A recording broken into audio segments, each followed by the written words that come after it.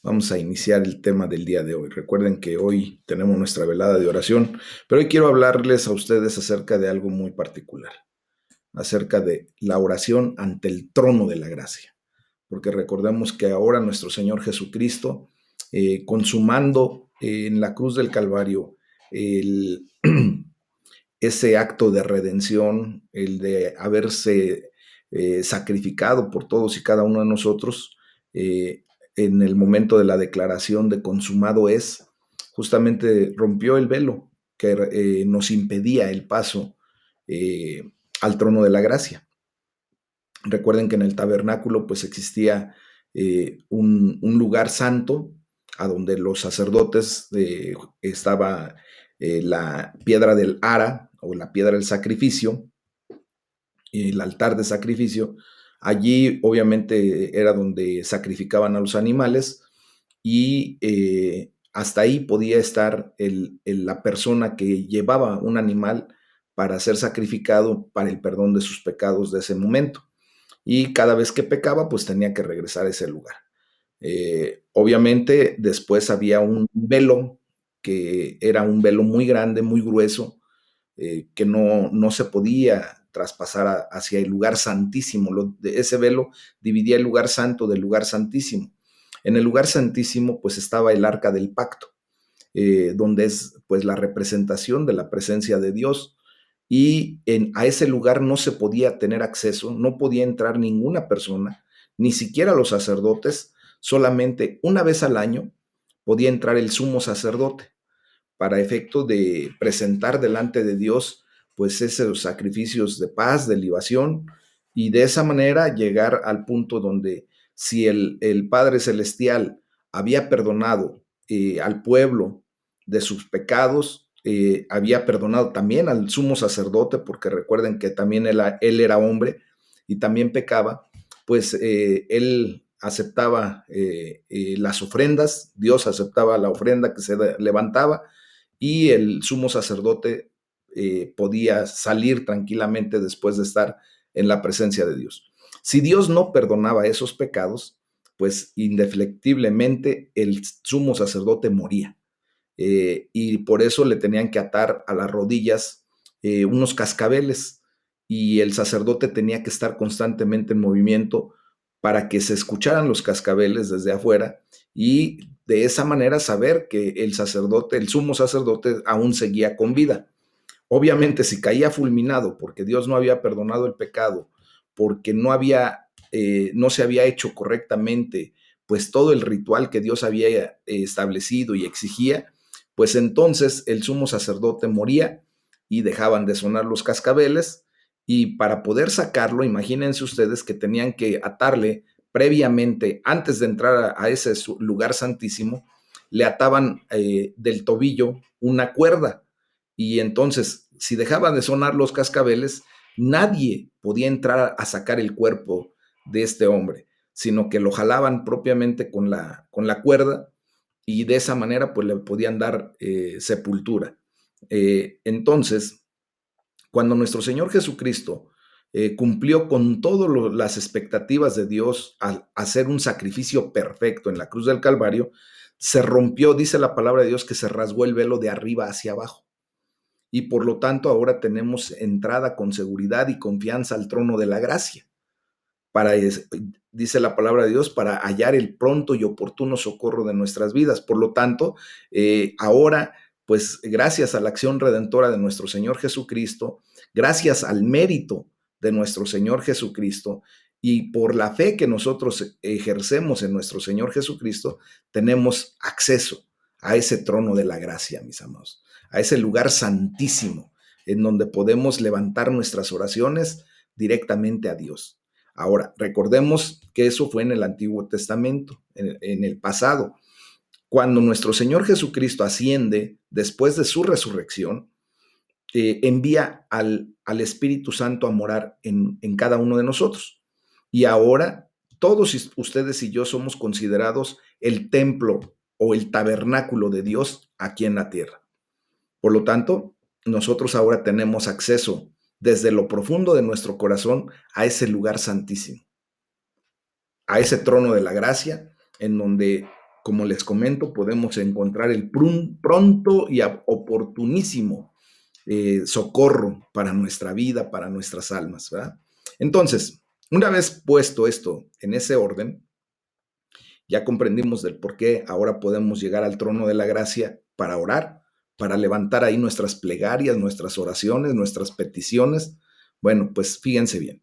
Otro motivo de aliento para el pobre corazón tembloroso y culpable, pues es pensar en ese lugar, ¿verdad? En el trono o en la sede en la que Dios se ha puesto a sí mismo para escuchar las peticiones y oraciones de cada uno de nosotros como sus criaturas.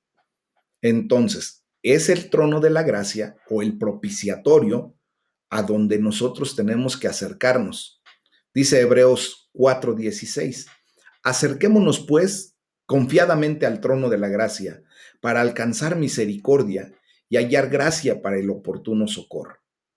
Entonces, en estos días, en donde estamos viviendo la era de la gracia, ¿verdad? Los días del Evangelio de nuestro Señor Jesucristo, pues Dios se ha sentado en su trono y en el lugar de su morada, ¿verdad? ¿Para qué? Para extender misericordia y perdón para nuestros pecados. Y tiene la intención de escuchar a todos y cada uno de nosotros como pecadores. Y también tiene la intención de estar en comunión con nosotros. Él desde su trono de gracia y nosotros, ¿verdad? Desde nuestra condición. Y la verdad, mis amados hermanos, pues nuestros corazones son muy capaces de albergar pensamientos extraños de Dios sobre su comportamiento para con cada uno de nosotros. Y muchas veces sacamos conclusiones repentinas de que Dios no nos tiene en cuenta cuando Él está sentado en su trono de gracia. Pero quiero decirles que Dios ocupa su lugar allí a propósito y lo hace con el fin de escuchar y atender a las oraciones de cada uno de nosotros. Si Él hubiera dicho, por ejemplo, voy a tener comunión con ustedes desde mi trono de juicio, ahí sería otra cosa muy diferente. Tendríamos muchas razones para temblar y mejor huir del gran y glorioso soberano que es nuestro Padre Celestial.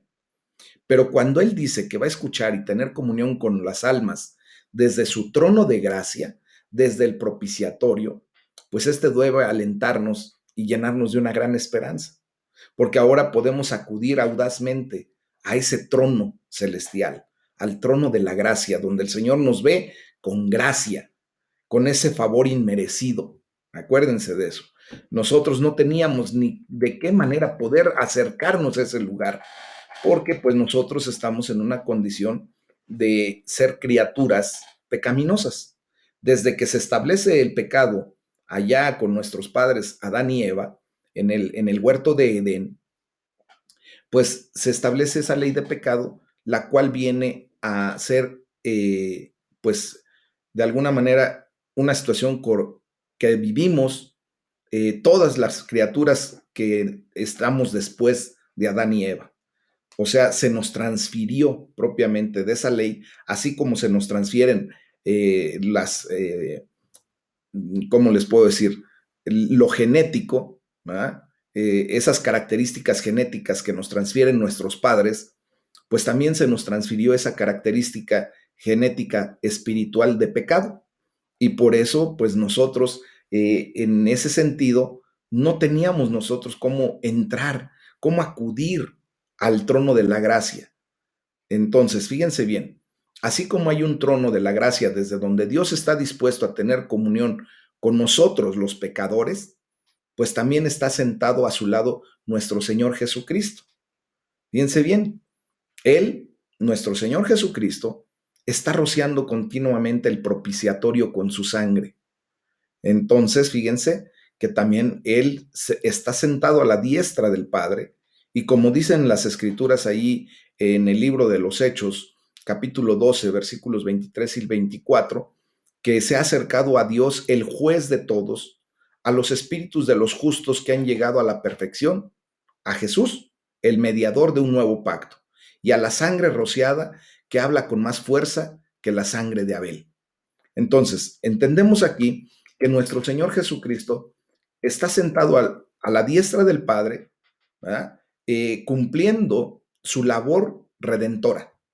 porque obviamente Él derramó su sangre, que tiene completamente mucho mayor fuerza que la sangre de Abel, que se roció injustamente cuando Caín lo asesina, ¿verdad? Ahora, la sangre de nuestro Señor Jesucristo tiene poder para limpiarnos de toda maldad y de todo pecado. Y ahora nosotros entendemos en esa situación que el juez de todos, que es ese Dios todopoderoso, ¿verdad? También nos está llevando a la perfección a través de Jesucristo. Y Él, nuestro Señor Jesús, se ha convertido en el mediador de un nuevo pacto. ¿De qué manera? Convirtiéndose en nuestro abogado. Hoy quiero decirles que cuando nosotros levantamos nuestras oraciones delante del Padre, en ese lugar santísimo, en ese trono de gracia que ha ofrecido nuestro Dios a través de nuestro Señor Jesucristo, pues ahora nosotros podemos levantar nuestras oraciones y ser escuchados directamente desde ahí, con nuestro abogado a nuestro lado. Amén. Si de repente no sabemos qué decir o cómo decimos las cosas, muchas veces nuestro Señor Jesucristo actúa de la manera en que hemos visto a algunos hermanos que de repente hay alguien que hace una declaración y tenemos que salir al quite, como decimos, ¿verdad? Y decir, no, mira, no quiso verdaderamente decir eso. Lo que quiso decir fue esto. O sea, cuando alguien dice una herejía, cuando alguien dice una cosa que se sale de la condición correcta, muchas veces decimos, no, espérame, lo que quiso decir fue esto o aquello, tratando pues de encauzar correctamente esas oraciones. Bueno, pues quiero decirles que nuestro Señor Jesús, ¿verdad? Está actuando de esa manera como el mediador entre nosotros y Dios. Cuando tú y yo nos acercamos al trono de la gracia y de repente, ¿verdad? Decimos algo que no es correcto, que de repente debimos haberlo dicho de otra manera, pues nuestro Señor Jesucristo pues intercede por nosotros. Él es el mediador, Él es el abogado. Y ahora pues nosotros tenemos esa gran bendición de poder acercarnos al trono de la gracia con seguridad y confianza porque no entramos solos, porque nuestro Señor Jesucristo, como el gran sumo sacerdote, ¿verdad? Ahora está ejerciendo esa actividad que viene en bendición nuestra. Recuerden que Él se ofreció como el sacrificio perfecto, pero también era el sacerdote perfecto, el gran sumo sacerdote que había hecho todo para que la expiación, el sacrificio fuera acepto por Dios en el amado, en Cristo Jesús. Y ahora nosotros tenemos la bendición de lo que Jesucristo alcanzó allí en ese punto, cuando Él se entrega voluntariamente como un sacrificio perfecto. ¿Ah? Entonces, fíjense bien, cuando bajo la ley el sumo sacerdote entraba en el lugar santísimo, donde se encontraba el propiciatorio, no podía hacerlo sin sangre. ¿Y por qué no? ¿Por qué no podía entrar sin llevar sangre? Porque Dios estaba allí sentado y era perfectamente justo, así como misericordioso. Así pues, la misión de la sangre, fíjense, era evitar que la justicia cayera sobre las personas afectadas por la intercesión del sumo sacerdote. Eso lo podemos ver allá en Levítico capítulo 16 del versículo 13 al 17. Y esto debería significar para cada uno de nosotros que todas nuestras faltas, esa falta de mérito, lo que nosotros no podíamos alcanzar, ahora ya no debe impedirnos que acudamos a Dios buscando misericordia en Cristo.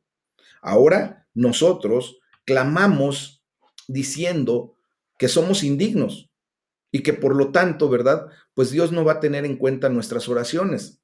Eso es cierto si nosotros pues nos deleitamos en nuestro pecado y nos acercamos a Dios con pretensiones. Pero si en base de un sentido de su maldad, de nuestra maldad correctamente hablando, abrimos nuestro corazón a Dios y deseamos con todo nuestro ser la salvación de nuestra culpa, el ser limpios de todo pecado, pues si vamos con esa actitud correcta, rendidos delante de Dios, humillados delante de Él, reconociendo que Jesucristo es nuestro Señor, nuestro Salvador, si vamos en ese sentido, no debemos tener temor. porque nuestra maldad no va a impedir que el Señor nos escuche. ¿Y todo por qué, mis amados? Por el valor de la sangre de Cristo, que se ha rociado sobre el trono de gracia para que la justicia de Dios venga a nuestras vidas. Recordemos lo que dice Romanos 5:1. Justificados pues por la fe, tenemos paz para con Dios por medio de nuestro Señor Jesucristo.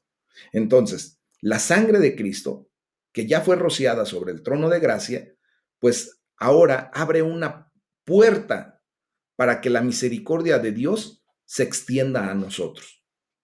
Y tenemos la gran bendición. Ahora, quiero decirles que Jesús está allí, en la presencia de Dios, no solo para rociar el trono de gracia con su sangre, sino que Él habla y su sangre también habla. Nosotros creemos en el poder de la sangre de Cristo. Amén. Entonces, Jesús tiene una audiencia y su sangre también tiene una audiencia. De tal modo que Dios dice que cuando ve la sangre, ¿verdad?, de Cristo, pasa de largo. Ya no hace lo que tenía que hacer, porque la ira que tenía en contra del pecado que tú y yo hicimos, ya la descargó en Cristo Jesús.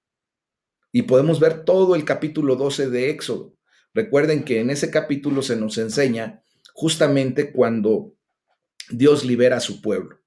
¿De qué manera? Cuando manda el exterminio de todo primogénito de Egipto, de quienes estuvieran en Egipto, y les da la instrucción a los judíos de que sacrificaran a un cordero, al que le llamamos ahora el Cordero Pascual, en la noche de la Pascua propiamente, y que con la sangre de ese cordero pintaran los postes de las puertas y el dintel, la parte de arriba.